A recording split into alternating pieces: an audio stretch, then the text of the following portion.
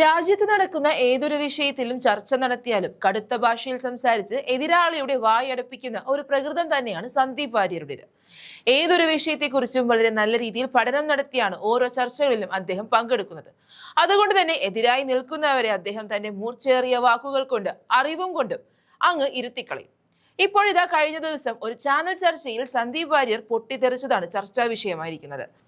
രാജ്യത്തെ ഇന്ത്യ സഖ്യത്തിന്റെ പേരിനെ ബി നേതാവ് വക്രീകരിച്ച് സംസാരിച്ചപ്പോൾ സന്ദീപ് വാര്യർ കൊടുത്ത ഒരു മാസ് മറുപടി ഇപ്പോൾ സോഷ്യൽ മീഡിയയിൽ വൈറലാണ്. ബി പ്രതിനിധി VP ശ്രീ പത്മനാഭനെതിരെയാണ് സന്ദീപ് വാര്യർ രോഷാകുലനായത്. ബി നേതൃത്വം നൽകുന്ന NDA മുന്നണിയെ മലയാളത്തിൽ വിളിച്ചാൽ അത് അശ്ലീലമായി മാറുമെന്നും അത് വേണോ വേണ്ടയോ എന്ന് തീരുമാനിച്ചാൽ മതിയെന്നും അദ്ദേഹം വളരെ ശക്തമായ ഭാഷയിൽ തന്നെ മറുപടി നൽകി. ചാനൽ ചർച്ചകളിൽ BJPയുടെ മുൻനിര പോരാളിയായിരുന്ന സന്ദീപ് വാര്യർ ഇന്ന് കോൺഗ്രസ് പാളയത്തിലെത്തിയപ്പോഴും തന്റെ വാക്ചാതുര്യം ഒട്ടും കുറഞ്ഞിട്ടില്ല എന്ന് ഈ ഒരൊറ്റ സംഭവത്തിലൂടെ തെളിയിച്ചിരിക്കുകയാണ്. അദ്ദേഹം ഇന്ത്യ മുന്നണി എന്ന് പറഞ്ഞാൽ അദ്ദേഹത്തിന്റെ മുന്നണിയെ ഞാൻ എന്ത് വിളിക്കണം? മലയാളത്തിൽ ഒരു അസഭ്യമായി അത് മാറും. അത് വേണോ വേണ്ടയോ എന്ന് അദ്ദേഹം തീരുമാനിച്ചാൽ മതി. കാരണം കുട്ടികളടക്കം കേൾക്കുന്ന ചർച്ചയാണ്. ആ നിലവാരത്തിലേക്ക് അത് കൊണ്ടുപോകേണ്ട. മേലാൽ ഒരു ചാനൽ ചർച്ചയിൽ വന്ന് ആ രീതിയിലുള്ള ഭാഷ പറഞ്ഞാൽ തിരിച്ച് നിങ്ങളുടെ പാർട്ടിയുടെ പേരും വക്രീകരിച്ചുകൊണ്ട് പറയും. അത് നിങ്ങൾ കേൾക്കേണ്ടി വരും.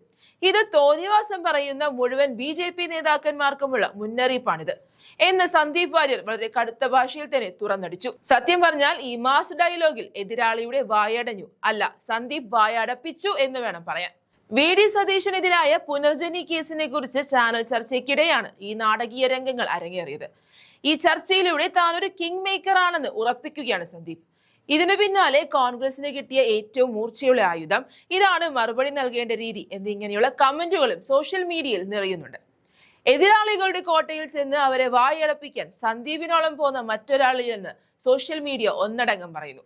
അതുകൊണ്ട് തന്നെ സന്ദീപുമായി ചർച്ചയ്ക്ക് വരുമ്പോൾ ഒന്ന് നോക്കിയും കണ്ടും സംസാരിച്ചില്ലെങ്കിൽ പെട്ടെന്ന് തന്നെ മറുപടി കിട്ടും. അതുകൊണ്ട് ഒന്ന് സൂക്ഷിക്കുന്നത് നല്ലതായിരിക്കും. VD സതീശനെതിരെ ചാനലിൽ പറയുന്നതല്ലാതെ ഇതുവരെ CPM ഒരു പരാതി പോലും രേഖാമൂലം കൊടുത്തിട്ടില്ലെന്ന് DYFI സംസ്ഥാന സെക്രട്ടറി VK സനോജിനോട് സന്ദീപ് വാര്യർ പറഞ്ഞു. LDF ഗവൺമെന്റ് ഭരിക്കുമ്പോൾ പോലും CPM ഒരു പരാതി കൊടുത്തിട്ടില്ല.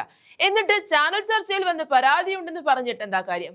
പരാതി ഒരു കടലാസിൽ എഴുതി കൊടുക്കണ്ടേ? നിങ്ങൾ അത് ചെയ്തിട്ടില്ല. VD സതീശനെതിരെ ഇതിലാകെ പറയാവുന്നത് പ്രോട്ടോകോൾ ലംഘനം മാത്രമാണ്. കേരളത്തിലെ നിയമസഭാ സ്പീക്കർ വേണമെങ്കിൽ ഒന്ന് ശാസിക്കാം. കേന്ദ്ര സർക്കാരിന് പരമാവധി ചെയ്യാൻ പറ്റുന്നത് അടുത്ത തവണ വിദേശത്ത് പോകുമ്പോൾ കൂടുതൽ കർശനമായിട്ട് ഇദ്ദേഹത്തിന്റെ യാത്രകൾ പരിശോധിക്കുകയും ഇനി മേലിൽ ഇങ്ങനെ ചെയ്യരുതെന്ന് പറയുകയുമാണ്. ഇത് മാത്രമേ ചെയ്യാൻ വകുപ്പുള്ളൂ. ഇതിൽ അഴിമതി നടന്നുവെന്ന് തെളിയിക്കാൻ വിജിലൻസിന് കഴിഞ്ഞിട്ടില്ല. നയാ പൈസയുടെ അഴിമതി നടന്നിട്ടില്ല എന്നുള്ള റിപ്പോർട്ടാണ് കൊടുത്തിട്ടുള്ളത്. CPM സർക്കാരിന്റെ കീഴിലുള്ള വിജിലൻസ് അല്ലേ അന്വേഷിച്ചത്? എന്തേ നിങ്ങൾ തെളിവ് കൊടുത്തില്ല? നിങ്ങളുടെ അന്വേഷണ ഏജൻസി പറഞ്ഞത് അഴിമതി നിരോധന നിയമപ്രകാരം കേസെടുക്കാൻ വകുപ്പില്ല എന്നാണെന്ന് സന്ദീപ് വാര്യർ പറയുന്നു.